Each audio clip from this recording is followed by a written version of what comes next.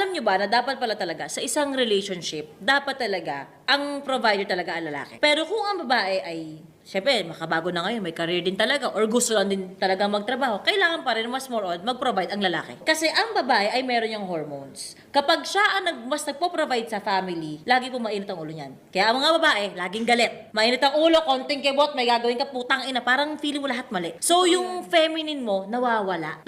Nagkakaroon ka ng masculine energy. So, ang nangyayari ngayon, bakit ganito? Ganun ka. Kasi nga may hormones ang babae. Kapag yan, pressured na, tangina, kailangan ng panggantong bill, kailangan ng panggantong, mas nagiging masculine ng babae. Ganyan nangyari sa akin sa last relationship ko. Oh. Na parang, Hindi mo na ma-feel yung pagka-babae mo, kasi hindi siya gwapo sa paningin mo, kasi hindi mo ma-feel na maganda ka. oh yun na nga, na ang Diba? dami mong iniisip na problema na paano mo itong mababayaran, ganyan. Yung pagka-feminine mo, nawawala talaga, bumababa. Kaya sabi ko, wag na nga lang, uwi na ako. O ganon, uwi na ako, hindi kaloko. Tama na tong kalokohan na to. Di ba? Hindi pa naman ako sobrang tanda, hindi naman ako sobrang pangit, pero bakit ko lagi nung pinapapangit yung sarili ko? Totoo pala yun. So, yun lang yung sa akin ang lalaki na may pera, mas okay. Lalo na yung lalaki may pera na marespeto.